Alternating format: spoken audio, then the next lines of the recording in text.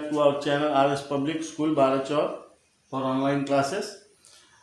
In previous video we have seen देखिए हम लोग देखने जा रहे हैं क्लास 8 के लिए and the chapter name is why do we need parliament and this is the second video for you based on this chapter. इसके पहले भी मैंने एक वीडियो दिया है कि why do we need parliament, parliament की हमें क्या ज़रूरत है, उसमें कौन से हाउसेस हैं, लोकसभा एंड राज्यसभा. ठीक है, तो let us review quickly. In parliament we have 2 houses, Lok Sabha and Rajya Sabha. The total numbers of members in Lok Sabha is 545. Some members are appointed by the president. Now moving forward, अब आगे बढ़ते हुए हम लोग देखते हैं कि there are 4 parts of government. 4 स्तंभ होते हैं. सरकार जो चलती है हमारे देश के अंदर उसमें 4 स्तंभ होते हैं. मेनली 3 ही होता है, लेजिस्लेचर, एग्जीक्यूटिव, जुडिशरी, ये 3 होते हैं और चौथा मीडिया होता है. ठीक है, 3 parts of the government. These are the 3 part. मैं 3 part इसलिए लिखा है क्योंकि media 4th one we are adding. ये मेनली 3 ही पार्ट होते हैं, लेजिस्लेचर, एग्जीक्यूटिव, जुडिशरी.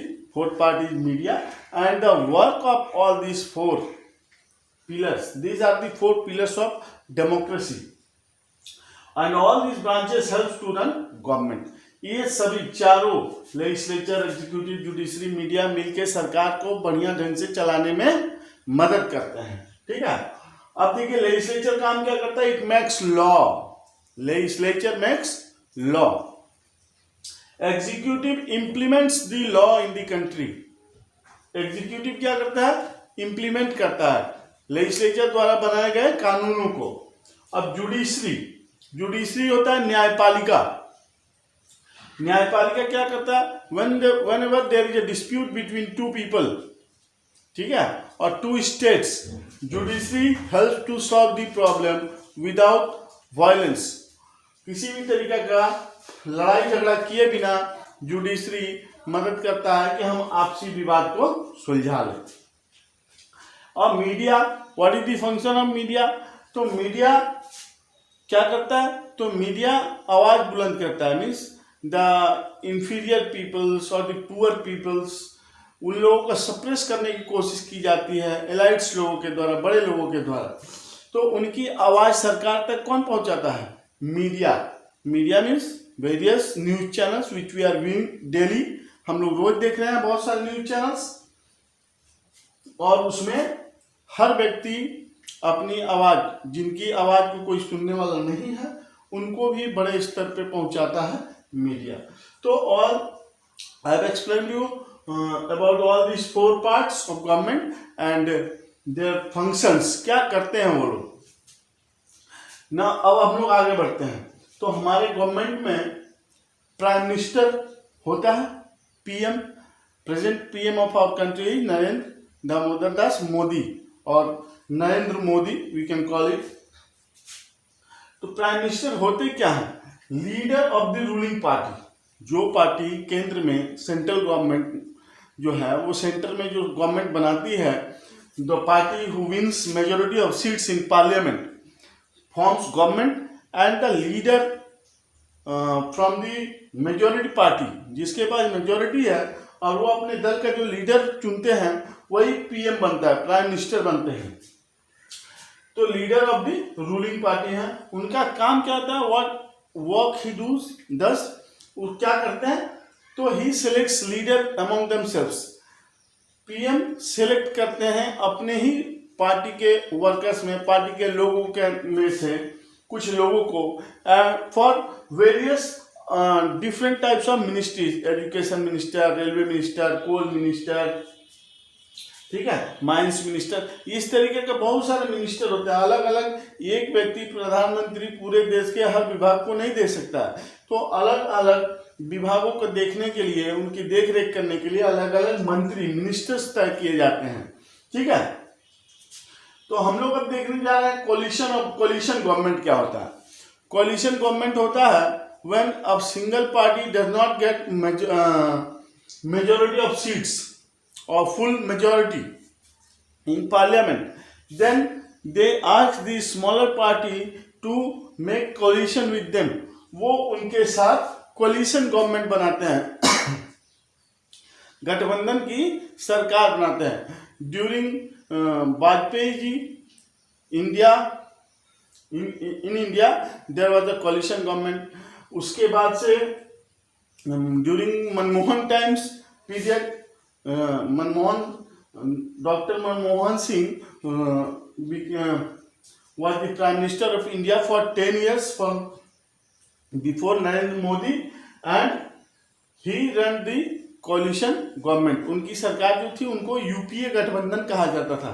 ठीक है, तो जब भी कभी ऐसा सिचुएशन आता है कि किसी एक पार्टी के पास पूर्ण बहुमत नहीं होती है, तो वो छोटी पार्टियों को अपने साथ मिला करके और क्या करती है, सरकार बना लेती है।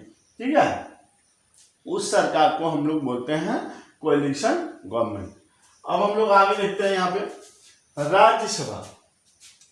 राज्यसभा के क्या काम है, वो क्या करती है? It has an important role of reviewing and auditing the laws in the initiated by Lok Sabha. Lok Sabha जो भी कानून बनाती है उसके ऊपर वो तुरंत कानून बना के और पेश नहीं कर दिया जाता है कि लो अब इसको फॉलो करो। ऐसा नहीं होता है। Lok Sabha makes laws it forwards that draft. तुरंत कानून नहीं बनता, पहले वो ड्राफ्ट बनता है, वो जाता है राज्यसभा में। राज्यसभा में उस कानून का रिव्यू होता है, उस पे लोग निरीक्षण करते हैं, देखते हैं क्या सही है क्या गलत है। If there is anything wrong, अगर उसमें कुछ बदलाव होना चाहता है तो उसको बदलाव करने के लिए वो लोग पेशकश करते हैं। But there are certain limitations of Rajya Sabha because people have elected the member of parliament. जो मेंबर ऑफ पार्लियामेंट है, जो सांसद जिनको बोलते हैं, या एमपी मेंबर ऑफ पार्लियामेंट, वो लोग जो हैं वो क्या करते हैं, मेंबर ऑफ पार्लियामेंट जो होते हैं उनको डायरेक्ट जनता चुनती है। सो दे हैव मोर पावर, उनके पास ज्यादा पावर होता है। तो राज्यसभा में जब भी ड्राफ्ट भेजा जाता है कोई भी कानून बिल बनने से पहले, तो उसको क्या करते हैं, वो लोग रिव्यू करते हैं या फिर उसमें कुछ बदलाव करने की सिफारिश करते हैं।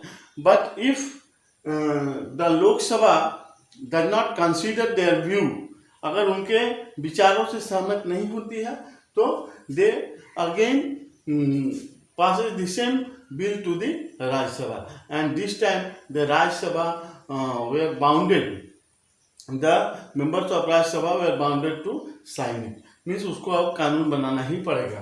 ठीक है, अब दूसरा काम क्या लगता है, member of Rajya Sabha are elected by elected member of legislative assemblies of various states. मैंने अभी आपको बताया कि Rajya Sabha, the members of Rajya Sabha are not elected directly by the people of India, that's why they have certain limitations. उनके जो power है उन पे लिमिटेशंस है। क्यों लिमिटेशंस है? Because they are not elected by us, हम लोगों के द्वारा वो नहीं चुने गए हैं। They are elected by elected members of legislative assemblies of various state. हर स्टेट में अपना अपना लेजिस्लेटिव असेंबली है, एमएलए जिसको बोलते हैं ना, विधायक जी।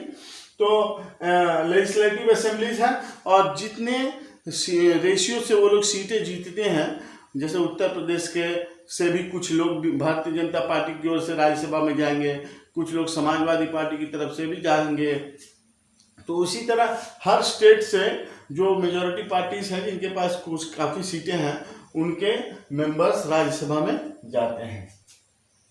अब देखिए रोल ऑफ पार्लियामेंट।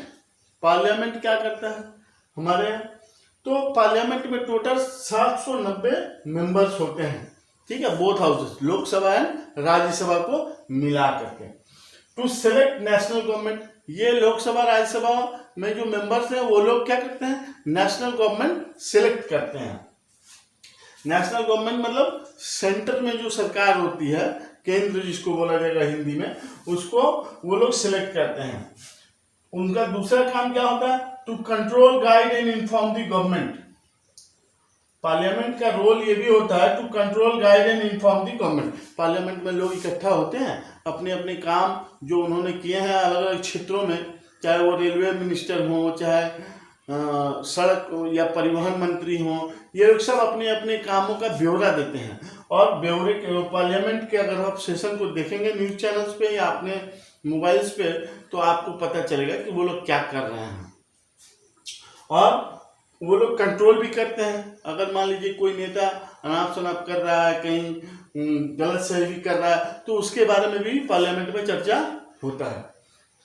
अब लॉ मेकिंग, पार्लियामेंट का मेन काम क्या है? Law making. पूरे देश को चलाने के लिए, to run the whole country, parliament makes laws, और उन्हीं के पास वो अथॉरिटी है, ठीक है।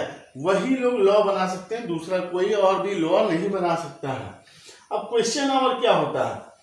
Question our is a time in parliament.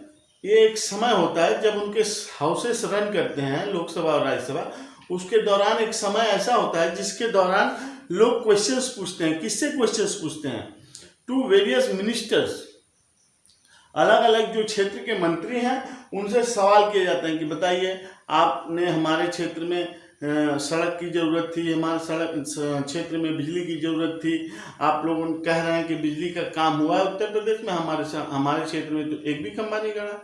इस प्रकार से वो लोग अपनी बातों को क्वेश्चन आवर के दौरान मिनिस्टर से कहते हैं कि आपने जो भी किया वो पेपर पे है, वो रियलिटी पे नहीं है, या तमाम तरह के क्वेश्चंस यदि हम उनके काम से सहमत नहीं हैं तो हम लोग रेज करते हैं, और मिनिस्टर्स को पॉइंट बाय पॉइंट उनको जवाब देना पड़ता है, ठीक है। अब रिजर्वेशन फॉर द मार्जिनलाइज्ड, इसका मतलब क्या होगा? मार्जिनलाइज्ड पीपल मीन्स आदिवासी लोग हो गए, जो आम जनधारा से कटे हुए लोग हैं, वो कभी आम जनधारा में नहीं मिले, और ना ही हम लोगों ने या हमारी गवर्नमेंट ने ऐसा प्रयास किया कि वो लोग भी विकास करें।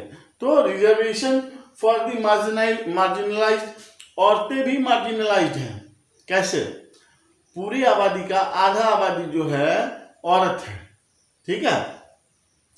अब लगभग 100% नहीं, लगभग पूरी आबादी का आधी आबादी, जैसे 125 करोड़ हम लोग हैं, 150 करोड़ हैं, तो उसमें 75 करोड़ औरतें हैं, ऐसा अनुपात माना जा रहा है 50%। तो औरतें भी मार्जिनाइज्ड हैं, लेकिन उनके पार्लियामेंट में कितना है, उनके प्रतिनिधि कितना है? मैक्सिमम 9 और 10%, 10% ही है वो लोग। तो अब 790 का 10% निकाल लें आप, ठीक है। तो ये पहले और भी कम था और अब बढ़ा है, लेकिन अब रिजर्वेशंस की बात हो रही है कि महिलाओं को भी रिजर्व सीट्स दी जाए। तो मार्जिनलाइज्ड वो लोग हैं जो आदिवासी हैं, जो आम जनधारा से कटे हुए हैं, तो उनकी आवाज़ को कौन रखेगा, कौन बताएगा पार्लियामेंट में कि उनको क्या दिक्कत है? तो उनके प्रतिनिधि बताएंगे। तो उनका प्रतिनिधि कौन होगा? तो जो प्रतिनिधि होगा वो भी तो गरीब ही होगा ना, क्योंकि वो मार्जिनलाइज्ड है, वो लोग पिछड़े हुए हैं, तो उनको कभी जीतने दिया ही नहीं जाएगा कि वो पार्लियामेंट पहुंचे। इसलिए उनके लिए सीट्स रिजर्व कर दिए जाते हैं, ताकि मार्जिनलाइज्ड कम्युनिटी के लोग भी पार्लियामेंट पहुंचे और अपनी समस्या को बताएं, और पूरे देश के साथ उनका भी विकास हो। We have finish this chapter, ठीक है।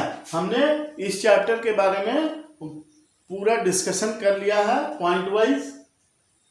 आगे अगर आपको कोई डाउट होता है तो you can ask question, raise question in the comment section of our video.